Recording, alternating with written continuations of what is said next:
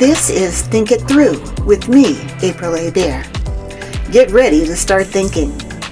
I know, it's hard, and you'd probably rather not. But here we go anyway.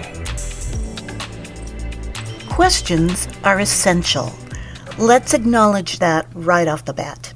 They are one of the earliest and best ways that we learn about the world and everything in it. According to a December 2017 article in The Independent, researchers determined that curious children often ask up to 73 questions every day. And if you've ever been the parent of a 3 to 4-year-old child, you know exactly what I'm talking about. Sasha Briggs, author of The Importance of Kids Asking Questions, says that many of those questions spring from a real desire to understand the world around them, and that they are an extremely important part of their educational process. And the importance of questions continues on throughout our lives. You've probably been tested on your knowledge in school or at work through the use of questions. Those could be closed-ended questions like true-false, multiple choice, or Likert scale questions. Or they could be open-ended questions, which are less restrictive and more subjective in nature, and you would be expected to answer not just correctly, but thoughtfully. Questions are also a critical part of the scientific process. A good question is one that leads to a hypothesis, to research and experimentation, all for the expansion of our knowledge about the universe. So, questions are good, right? If a person is asking questions, they must be doing it to learn and doing it with the best intentions, right? I don't know if you realize this, but those questions I just asked weren't designed to get an answer. They were designed to hint to you that maybe there are some questions that aren't straight up asking for information. In fact, these kinds of questions, while they might have some uses that are acceptable, are just as often used to manipulate others. How can we tell the difference between these types of questions? That's what we're going to look at in today's episode. I'm going to talk about 3 of the most common of these kinds of manipulative questions: rhetorical questions, loaded questions, and leading questions. Then we're going to look at effective, legitimate questions that are designed to seek information and gain knowledge. Let's get started.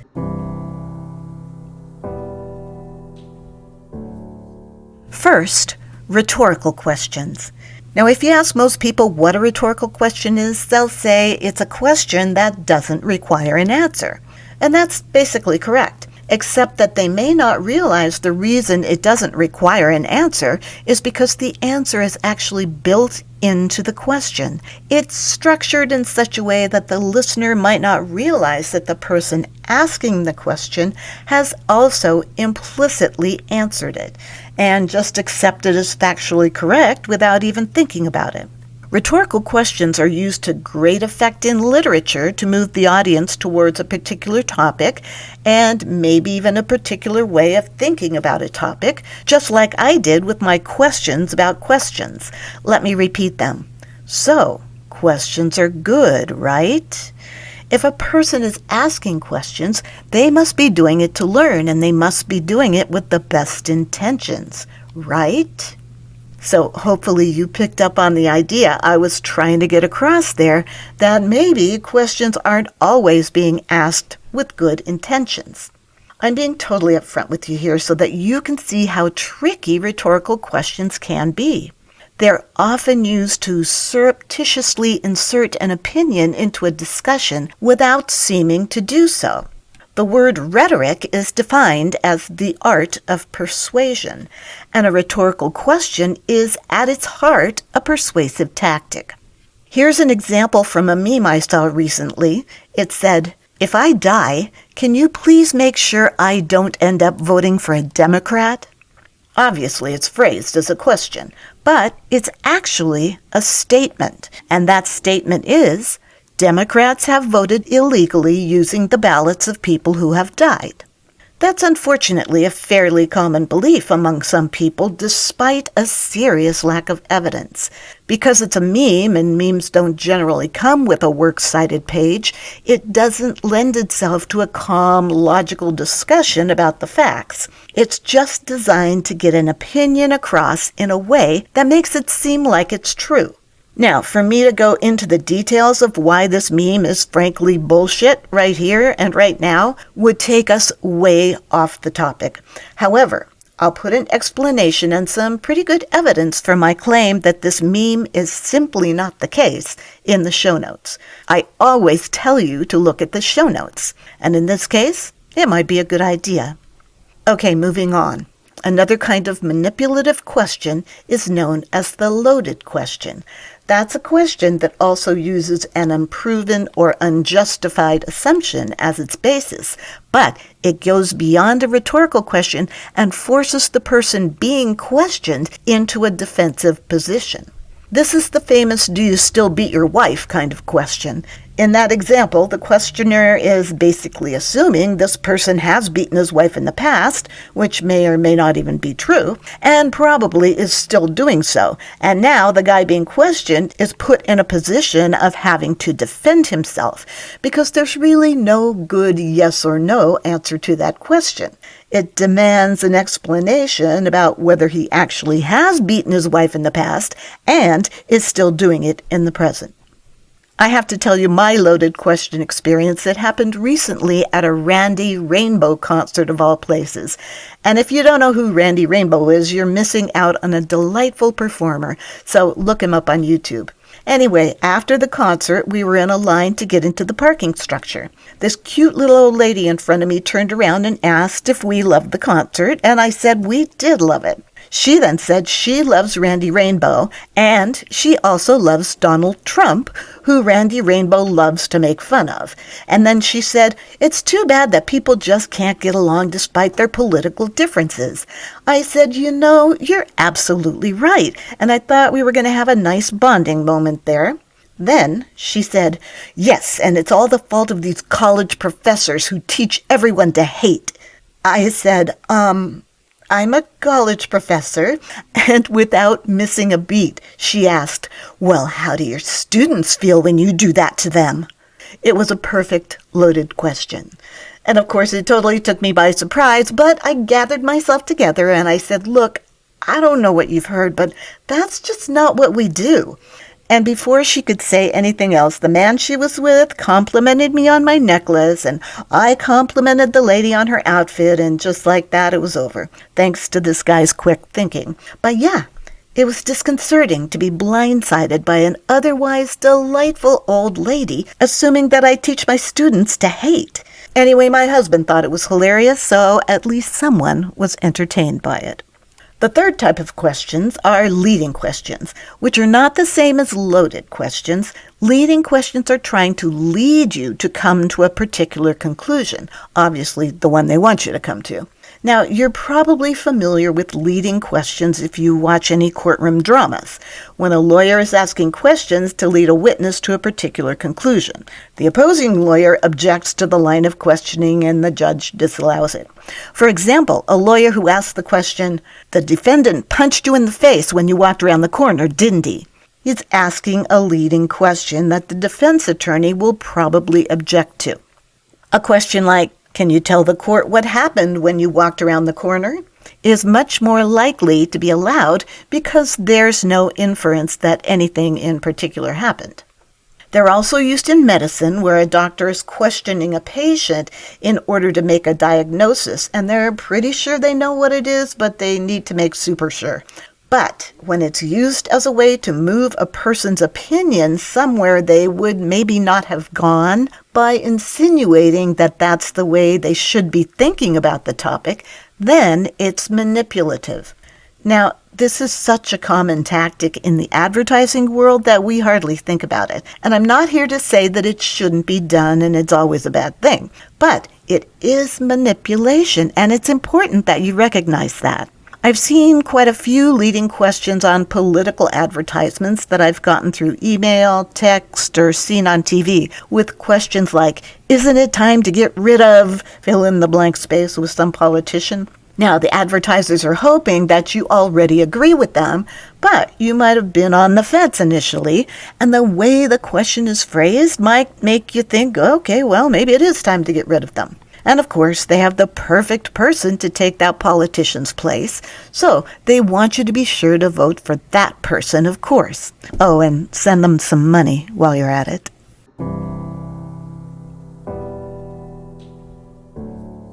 According to Rational Wiki's Just Asking Questions page, one of the problems with these types of questions is that they often tend to shift the burden of proof. In episode 12, I addressed the fallacy of the misplaced burden of proof, so you might want to go back and listen. In a nutshell, when people make statements they want you to accept as fact, but they don't provide any evidence and instead demand that you provide evidence to show that they're wrong, they're committing this fallacy. People who make a statement they want someone else to believe are the ones responsible for providing the evidence to show their statement is correct. So now let's apply this idea to these manipulative kinds of questions we just learned about, because they're not really questions, they're statements. However, since the general belief is that if someone asks a question, they deserve some kind of answer, all of a sudden, the person being asked the question is now expected to come up with an answer to something that's not really a question. And seriously, that doesn't make any sense. Another problem has to do with something called Brandolini's Law. I talked about this law back in episode 9, the episode on bullshit, and I did say that someday I'd return to it, and that day has finally come. Brandolini's Law states, and I quote, "The amount of energy necessary to refute bullshit is an order of magnitude bigger than to produce it." Think about it. It's true.